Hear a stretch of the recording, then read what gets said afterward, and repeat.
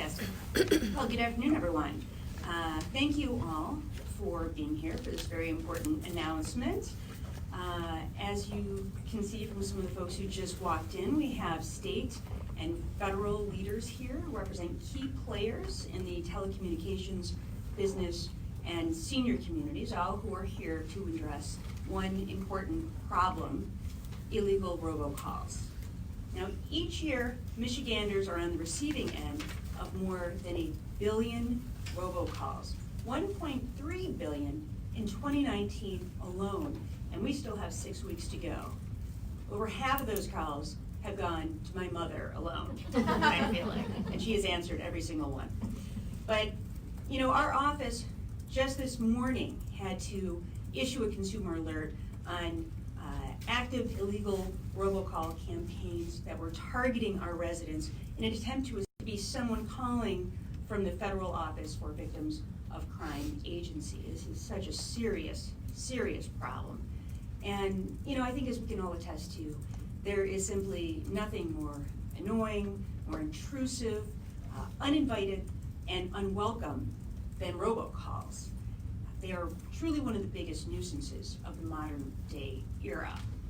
But before we go any further, I think it's important to point out that there are actually 2 types of robocalls: legal and illegal robocalls. So legal robocalls include robocalls from a person or a business that you have given prior permission to contact you. You're already a customer. They're requesting a face-to-face meeting to sell you something. They're requesting money for a charitable organization, requesting money for a public safety organization, such as police or firefighter union, or are from a political party, is a politician, or part of a political action committee, like the one referenced in our consumer alert this morning. Now, these include calls to attempting to sell you goods or services for more than $25, any calls at all if you are listed on the National Do Not Call Registry, calls where the caller does not provide their full name, who they are calling for, or a phone number that, if called, will be answered by a live operator, calls that list fake, misleading, or inaccurate caller IDs, which is also known as spoofing. And I say all this knowing that most residents neither understand nor care about the difference. They just want robocalls to stop. More and more Michiganders end up falling victim to the avalanche of illegal robocalls and scams targeting them each and every day. So to paint a clear picture of how really pervasive this issue has become, just take a look at these posters over here to my right, which explains these a little bit. So let's go part 1 over there. Now, the first step in a robocall is downloading your technology.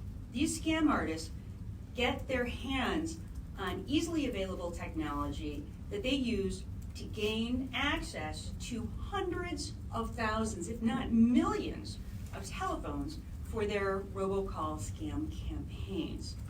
These technologies include what's known as lead lists for American phone numbers, auto dialers, pre-recorded scam messages, and soundboards. From there, they use technologies to cheaply dump their robocalls into a voice over internet provider, or VoIP for short, which allows robocallers to trigger millions of calls over the internet in a matter of just minutes from anywhere in the world. Now, at which point these VoIP providers route those calls to other providers, other carriers, and public switchboards. And in turn, those switchboards route those calls to providers like AT&T or Comcast, Verizon, CenturyLink, etc. So to highlight how easy and cheap this entire robocall process really is, the Federal Trade Commission's Do Not Call Program Coordinator, Ian Barlow, poignantly noted, quote, "You can dial all of Washington, D.C. for, I don't know, $5,000 or $10,000. It's that simple.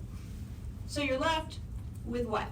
Your phone ringing off the hook with numbers you don't recognize and callers who want to scam you out of your money. This is precisely why earlier this year, our office joined the Federal Trade Commission and other states in announcing a sweeping crackdown on illegal robocalls, including 94 targeted operations around the U.S. that are responsible for generating billions of robocalls nationwide.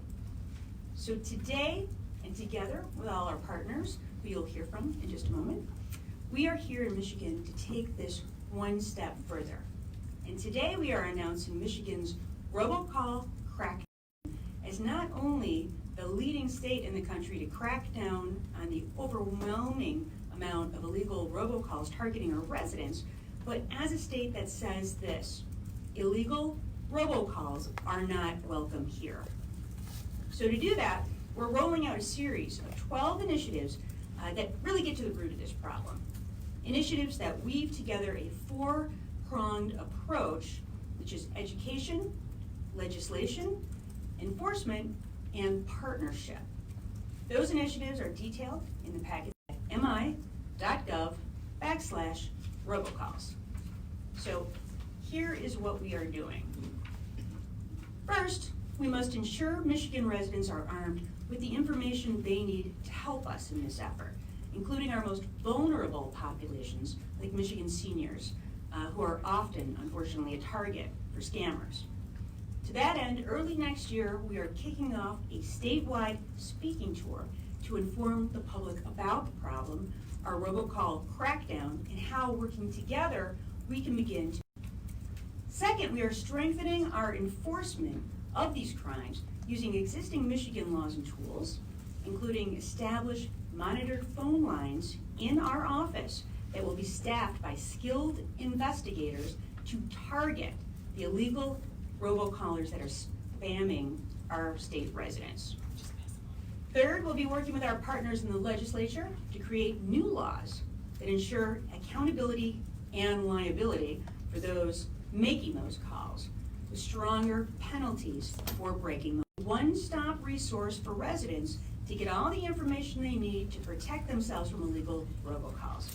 And this new website, mi.gov/robocalls, provides free educational resources for residents to learn more about this pervasive issue, to see what scams are currently being deployed across the country, and to have an opportunity to listen to recordings of actual illegal robocalls targeting residents around the state and around the nation. Now, we know that we cannot succeed in this effort alone, which is why I am so incredibly proud of all the leaders who have joined me here today, who represent key players on this issue, all of whom are pledging their support for our crackdown effort. And these include, and actually if you wouldn't mind standing up when I call out your name, Federal Communications Commission Deputy Bureau Chief Lisa Hone. Thank you. Telecommunications Association of Michigan President Scott Stevenson. Thank you. Michigan Association for Local Public Health. Elder Law and Disability Rights Section of the State Bar Chair Kelly Cordogas. And Better Business Bureau of Southeastern Michigan and Western Michigan CEO Melanie Duquesneau and Phil Catlat. Sorry, did I get that right? Great. Before I go any further, I really want to commend the work that my office has done, which I'm incredibly proud of. And so I'd like to also have stand our Consumer Protection Chief, Joe Potion, who was just recently recognized as a leader in the nation for his work here in Michigan for consumer protection. And of course, the man who really spearheaded this for our office, and I'm so proud of, Wissam Naum. Wissam, you could stand as well. He's our robocall guru who put many of these items together. Really proud of the work that everybody here has done. And we also had a few leaders who unfortunately couldn't be with us here today but support our efforts. The Federal Trade Commission, US Telecom, and AARP of Michigan. So these partnerships combined with the 12 initiatives we plan to tackle are going to go such a long way towards ensuring that we have the statewide comprehensive approach we need to effectively crack down on illegal robocalls. So to talk a little bit more about the need for these efforts, I'd like to welcome Deputy Bureau Chief, the Federal Communications Commission, Wireline Competition Bureau. That's plenty. Did I get that right? Yeah. All right, Lisa Lama, thank you. It is true, my title goes on and on. Thank you, Attorney General Nessel. I appreciate the fact that you and your staff invited me here to participate in this important event on behalf of the Federal Communications Commission. We at the FCC are absolutely thrilled that the Michigan Attorney General's Office is fully committed to helping end the scourge of unwanted and illegal robocalls, and excited by their announcement about the Robocall Crackdown team. I don't think it will surprise any of you to know that the FCC receives more complaints from consumers about robocalls and spoof caller identification information than on any other subject. Each of us suspicious when our phones ring. They interrupt our work and intrude on our time with our families and our friends. At worst, they are the vehicle for stealing millions and millions of dollars from hardworking Americans. The number of unwanted robocalls that we all have received has skyrocketed over the last few years as advances in technology have made illegal robocalling and spoofing of caller identification information cheaper and easier. The chairman of the Federal Communications Commission, Ajit Pai, has made consumers. Second, improving caller identification technology. Chairman Pai has demanded that the nation's phone industry adopt a robust caller identification authentication system to combat illegal caller ID spoofing and to launch that system by the end of this year. Many of our nation's largest phone companies have already started to implement this technology. Third, enforcement actions. The FCC has issued more than $240 million in enforcement actions in the last several years against illegal robocallers and illegal spoofing campaigns. It is important to know that state and federal coordination on enforcement efforts are absolutely crucial. And to that end, the Federal Communications Commission and the Michigan Attorney General's Office recently reached a formal agreement to share enforcement information relating to robocall investigations. Thank you. Fourth, consumer education. Outreach and education is an important tool for the FCC in this fight. I invite you all to look at our website at www.fcc.gov and to use and share that information. And speaking to consumers directly, if you answer a phone call from someone you don't know and they want something from you, you can hang up the phone. And under no circumstances should you provide your financial information or other personal information to somebody you don't know over the phone. And if they're pressuring you to provide that information, it's probably a sign it's a scam and you should hang up. And if you are ripped off, please make sure you complain to the FCC and to your state attorney general. We need to know about what's happening so that we can bring enforcement actions and try and stop these practices before. We know the FCC can't solve this problem of illegal robocalls by itself. State attorneys general are a crucial part of this fight, as are other state and local and federal law enforcement authorities, industry members, and consumer groups like the groups that are here today.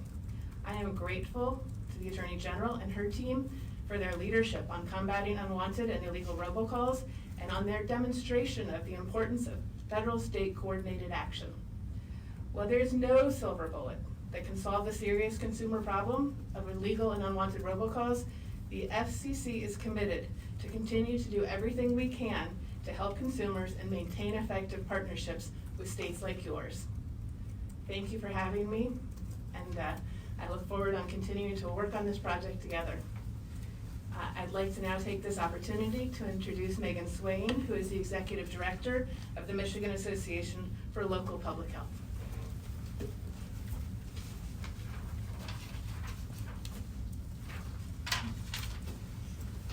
Good afternoon, everyone. I'm Megan Swain, the Executive Director with the Michigan Association for Local Public Health, 3 counties here in Michigan.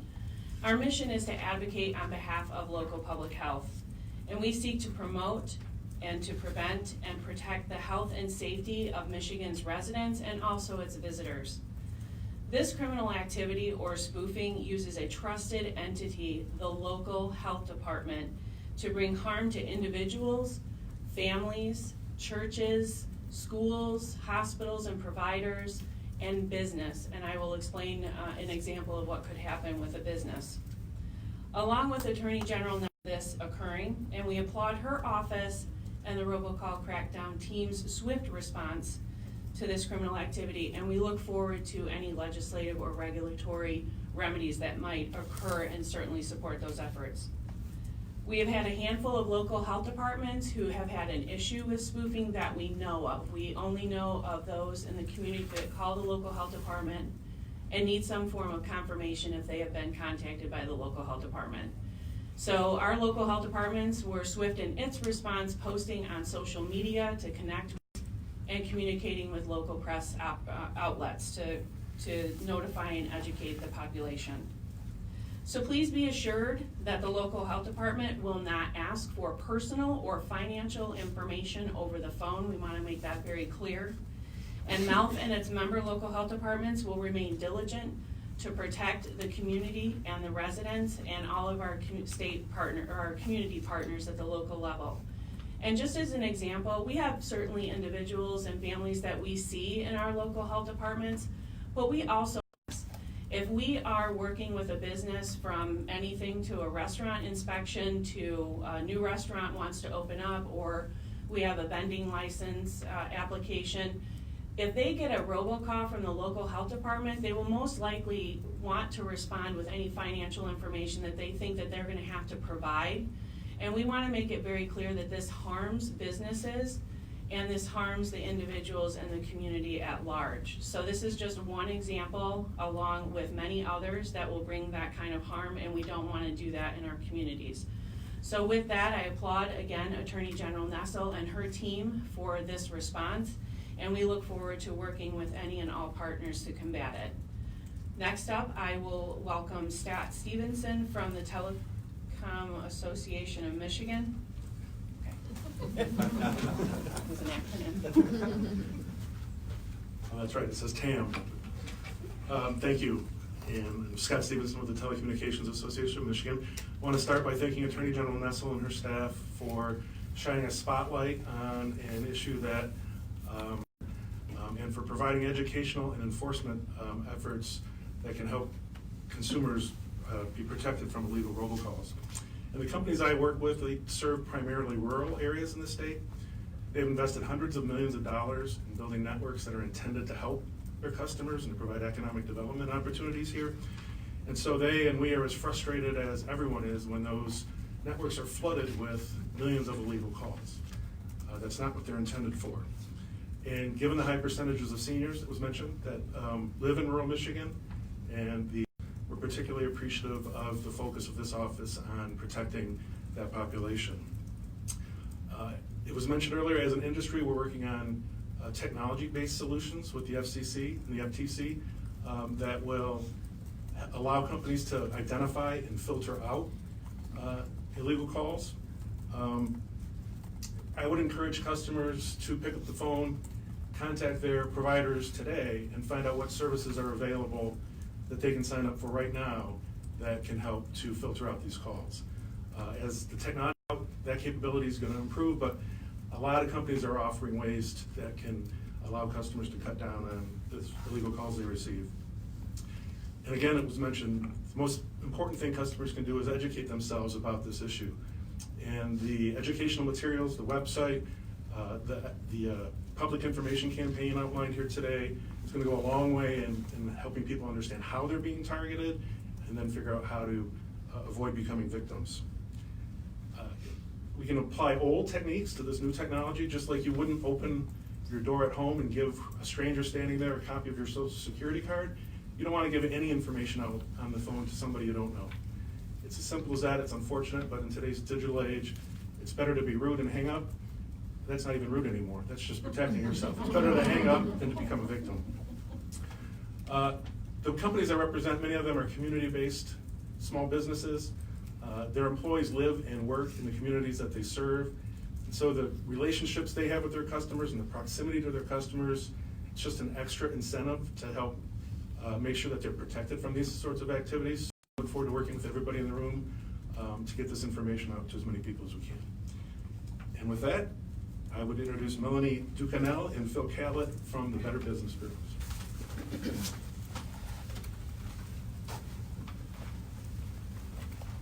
The Better Business Bureau covers every square inch of the United States and every square inch, obviously, of the state of Michigan.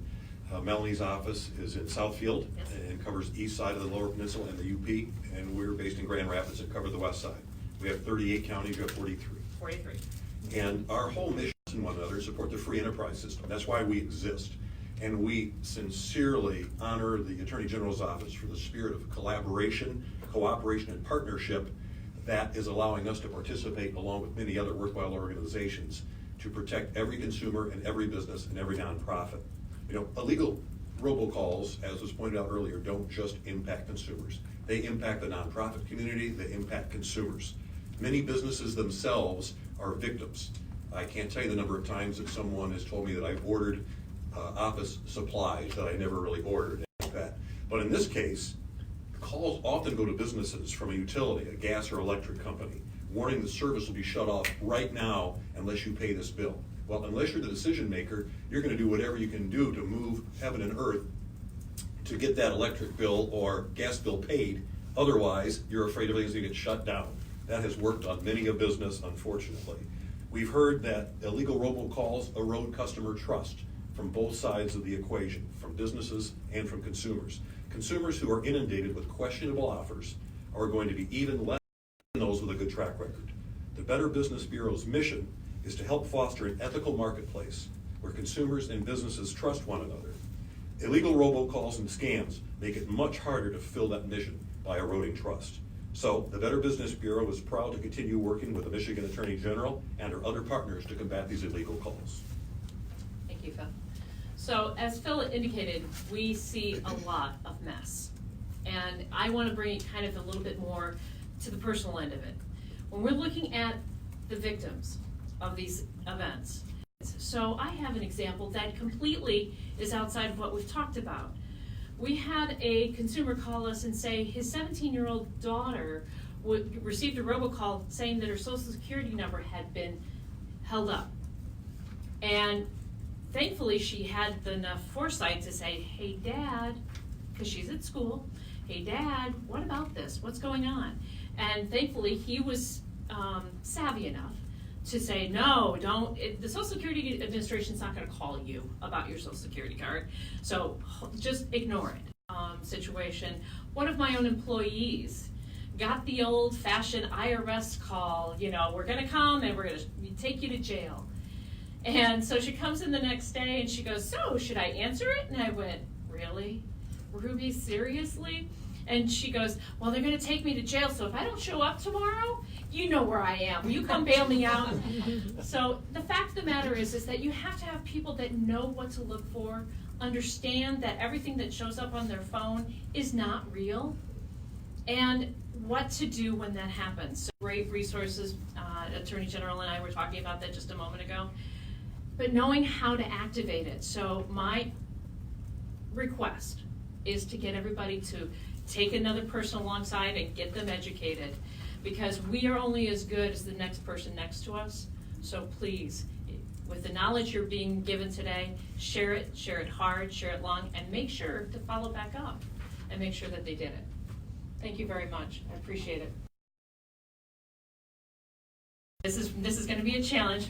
I get to introduce Kelly Cordokas of the State Bar.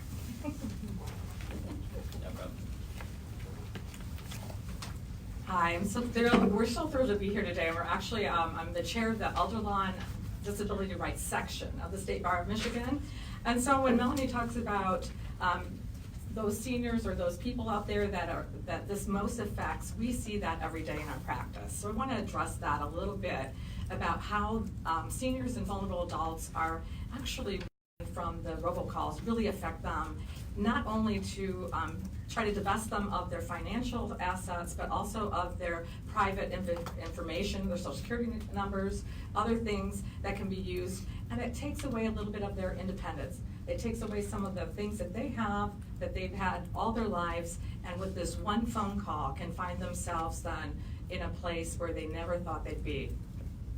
So I wanted to talk a little bit about how it does touch us all, so that we've all had the opportunity where we've had our phone ringing off the hook, and it's people that we don't know. But again, of the population. When Lisa talked about the worst case scenarios, those are the ones we see every day with our clients. So I want to just mention another client that I knew of where this happened to their mother, and it happened the worst case scenario where they lost some financial assets. The calls did not stop.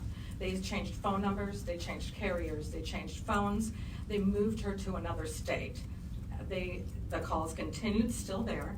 They had to get court involvement. And again, this ruined their whole lives as far as the mother that they had, who was just doing what she normally would do. And as a senior is used to, when the phone comes in, you answer it. And so those things have an effect on that population especially, which we see every day. One thing I'm so excited about that Attorney General Nessel has mentioned is the collaboration. As elder law attorneys, we know that we have to attack these problems as a community, meaning nonprofits, profits, health services, attorneys, judicial, law enforcement, from all angles. And I'm so excited that the Attorney General's office has put this front and center and has been really been in the front and center of this for some time. And so we attack our problems for our senior and vulnerable adults also that way, and so I'm really excited to be able to put that into play. The other thing is that there's going to be new statutes, I think, that will have to be put into place because we can't keep up with technology. As technology changes, our statutes need to change. And we want to be behind that support to look at those statutes, re-look at what our partners in the legislature to get that where it needs to be so we can safely protect and the citizens of this state, and also prosecute the bad actors that are out there. So I'm really excited to have this today. I'd like to bring Attorney General Dan Nessel back up so that she can answer your questions better than I can. I almost said it, but I didn't. Someone maybe have been instructed to refer to me as acting governor until 4:45 today, but Attorney General Nessel is fine for now. Anyway, that's a joke. All right, so I'd like to actually bring everybody back up here, all of our partners who are working with us to stand with me right now, including those fantastic members of my office. You guys come up here too, please. And just to once again introduce you guys to everybody. I know you had a chance to hear most of these guys talk, but just again, I really want to thank and I want to recognize our amazing partners, Federal Communications Commission section of the Michigan State Bar Chair Kelly Cordokas, Telecommunications Association of Michigan President Scott Stevenson, Michigan Association for Local Public Health Executive Director Megan Swain, Southeastern Michigan Better Business Bureau CEO Melanie Duquesneau, Better Business Bureau Western Michigan CEO Phil Catlett, and of course my amazing staff, Consumer Protection Division Chief Joe Potion, and our all-around robocall guru, Wissam Naum. Thank you guys all so very much for being here. It's appreciated and it's needed as we address this public nuisance issue head on. And our robocall crackdown will position Michigan as the leading state in our effort to provide a roadmap for other states. Our residents are counting on each of us here to ensure that they are properly protected, and that is exactly what we are going to do. So consider us your Michigan Robocall Crackdown team. So I want to thank everybody here for coming, and before I open it up for some questions, I'd like to urge by an illegal robocall to file a complaint on our website, mi.gov/robocalls, or by calling our toll-free hotline at 877-765-8388, and with the Federal Communications Commission and Federal Trade Commission, so we can begin to address this problem properly, and with it will come the strict enforcement that it commands. And I'd like to thank everybody again for being here and open the floor for questions for anybody who has any. That you're forming with the FTC and the FCC, and how that will be addressed or kind of moving forward? Sure. Rosanna, do you want to talk a little bit about that? All right. So we've actually entered into a formal agreement with the FCC, for instance, to conduct information sharing on enforcement actions and targets that either we identify or they identify that are bad actors in the state. We're also working with the FTC under similar sort of agreements to do the same exact thing. So essentially the two main federal enforcers and now the state of Michigan are working together to as possible. So that's simply what's going on. Do any other states have that partnership? I would leave that with the FCC. So we think it's important to work closely with all the states, and so we work with every state that reaches out to us to work with them on robocalls and other consumer protection issues. But AG Nessel has taken the lead here today in announcing this robocall crackdown team, and we're very excited about partnering with the state of Michigan. I think what I'm hearing is we're better than all. Yeah. Lines. Are there other states that you're modeling this after, or other states that have been successful in cracking down on robocalls?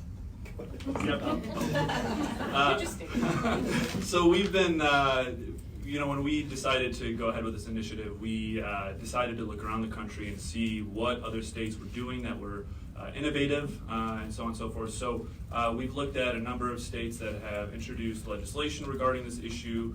We've been talking to other state attorneys general on this issue. I mean, near constantly in the last few months.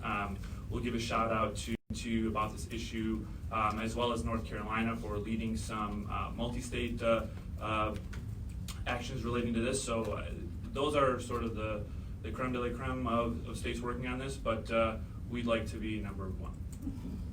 Well, and we do have some plans in the future where we're going to be doing more things publicly to coordinate with other states, because obviously this is a multi-jurisdictional issue. So we are excited to be working with states all around the country, as well as with our state and our national partners on this. Of the more than 1 billion people or calls made to people in Michigan every year, is there a way to quantify what kind of impact this has had on Michiganders financially? How much people have lost or how much people have... Right. Do we have numbers on the exact amount that we believe in the state of Michigan our state residents have lost? I mean, it is a significant amount of money. We don't have that number for the state of Michigan right now, but part of this website and the complaint form that we've set up is we want to begin tracking that number directly. So you can, frankly, list how much money you've lost. So we are collecting that data moving forward for the state of Michigan through our office. There are ways potentially that I think some federal agencies might be tracking that nationally, but for the state of Michigan, we're starting to track that now. We've got time for one more question. Sure. If I could just follow up on that, though. As most of you know, obviously we put together the Elder Abuse Task Force, and I went on a listening tour all around the state, and in addition to that, as we talked about before, really impacts our senior population, and they are very specifically targeted, and there's all kinds of different ways that we've discovered that people can be targeted based on their age. And when I was going around the state and discussing this with folks all over, it was the same complaints over and over again. And I could not believe how many seniors had been taken advantage of and had lost significant amounts of money.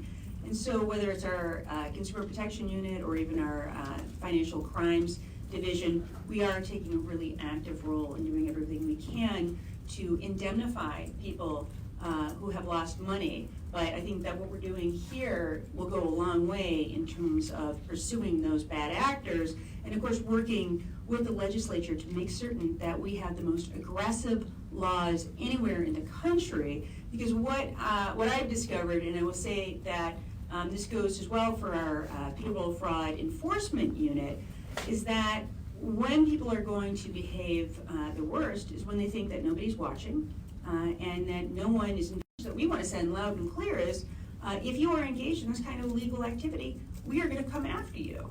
And we are going to prosecute you to the fullest extent of the law. And we think sometimes even just that message will go a long way when we start to pursue these bad actors so that people are afraid to engage in this kind of conduct. You answered my other question, so I'll just ask, how is it being governor today? will say that since I took over as acting governor at 7:45 a.m., job numbers have remained. I haven't had to declare war on Ohio, so I would say that so far my term in office has been a resounding success. Thank you. Thank you. Thanks, everybody. Appreciate it. Thank you.